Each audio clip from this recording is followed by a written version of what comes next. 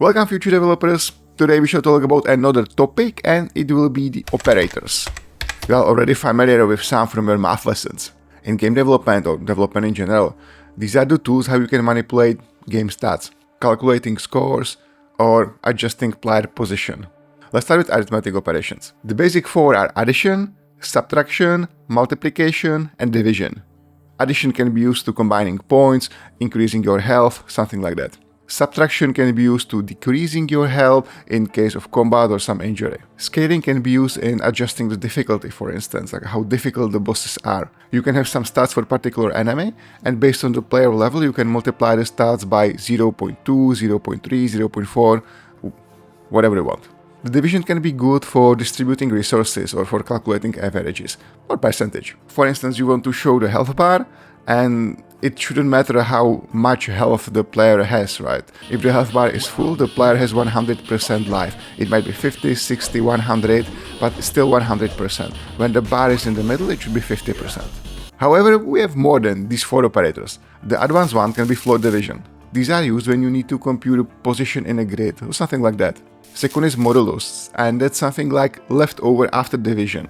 You can use this for cyclic behavior or alternating states. Last might be exponentiation, might be exponential growth used in game economics, in calculating compound interest, things like that. And because practical examples are the best, here it goes. We have player health, damage taken, healing potion, number of enemies, and shield strength with some arbitrary values. And let's say that the player used some healing potion, so new health is equal to player health plus healing potion. We have health after damage, which simply means that the player got injured. And this is our current health minus the damage taken. Total damage, if we count that we have one enemy which is able to cause damage worth of 15, we just multiply it by the number of the enemies which are around attacking us. And for the division, let's say that we have a shield able to absorb half of incoming damage. The advanced operators, especially the float division and the modulus. Let's use these numbers, and actually, let's try it at Visual Studio. We can take a map which has 4 sections. Each section or each tile is composed from 3 tiles. We have our player in tile number 8.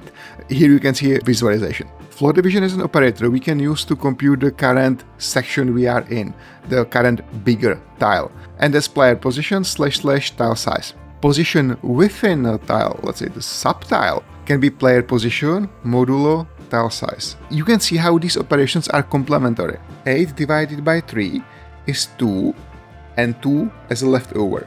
When I run it, you can see that our player is in section 2 in a big tile number 2 and subtile 2. I added also the exponentiation just to demonstrate. If it will be a square map, 4 times 4, its area would be 16. Another group of operators are comparison operators. These are used when we really don't need to compute anything, but we need to ask questions. The comparison operators are crucial for decision making in your games or anywhere else. First is equal to. By this, you are asking if 2 values are the same or not. You are usually asking if a variable has some certain value. The opposite is not equal to, that you are trying to verify that something changed or that something does not have a, let's say, problematic error code. Another are greater than and less than, which you can choose to compare the scores or if the health of the character is critically low. And the last is like the combination that you have a greater than or equal or less than something or equal. And this is the same thing, you're just gonna use the number what you are asking for as part of the decision process. Let's jump into practical example. We are going to combine things what we learned in lesson 1, 2 and 3. The same as before, I have everything prepared here, so there is no need for you to wait for me to finish typing. To practice what we learned, we can try to program game character stat calculator. We are going to input some default values for the strength, agility and intelligence, and the program will compute extended stats for our character. Something like that can be used in RPG game. Let me run it. Enter your character name. Let's be original here. Base strength, I would say 10. Base agility, I'm pretty agile, 15. Intelligence, okay, let's be humble. So let's check the code and compare what happened. The opening is pretty standard. We have a print, welcome to the game character stat calculator, that's here. We have some input, enter your character's name, that's here, and 3 more inputs, which is here.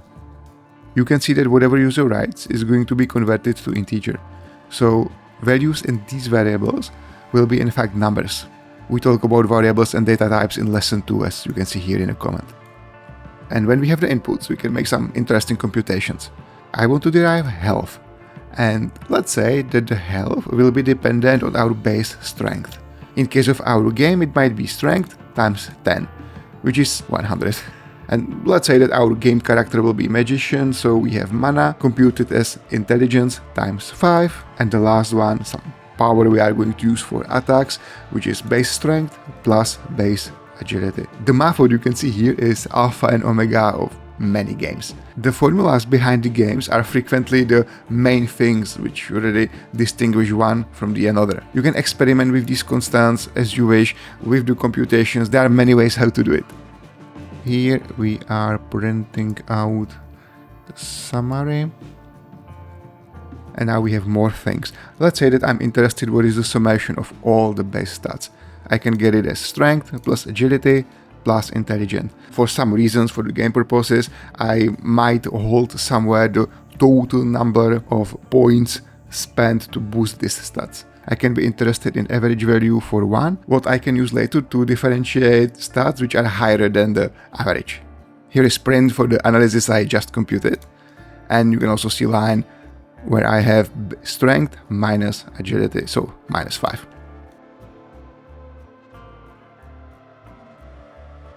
Here are comparison operators. Is strength greater than agility? I'm comparing strength with agility. And you can see here that answer is false. This comparison is automatically translated as bool, which means it will be true or false. Is intelligence less than or equal to agility? Again, intelligence less than equal agility. It's false. Is health equal to mana? It isn't. And the last part presents basic math what you can use to leveling your character. Current level is 5. Let's say that we need 100 experience points per level. So our total number will be current level times 100. Next level will be just current level plus 1 times 100. And I can also ask how many experience I actually need. And that would be next level experience minus experience points, which are current experience points. And I print everything out, which is here. You can play with it as much as you want. You can try to extend it. You can tune the constants. You can even think of your own stats. In lesson 3, we explored arithmetic operators and comparison operators. That would be it. Thanks you for watching. I hope you enjoyed the lesson. And if yes, just don't forget to subscribe to learn more. And see you next time with lesson 4.